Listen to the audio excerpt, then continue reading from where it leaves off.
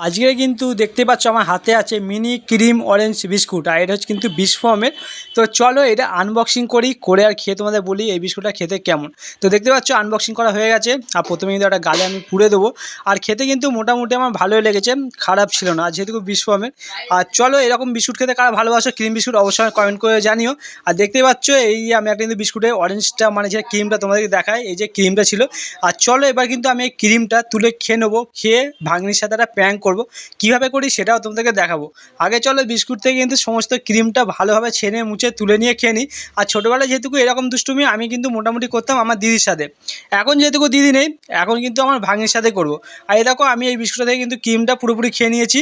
এবার চলো বিস্কুটটা মোটামুটিভাবে আবার জয়েন্ট করতে হবে, ঠিক আছে? মোটামুটি করে আমি জুড়ে রাখবো, রেখে আমার ভাগ্নিকে দেবো। তো দেখতে পাচ্ছ আমার ভাগ্নি কিন্তু চলে এসছে হাই তুলতে।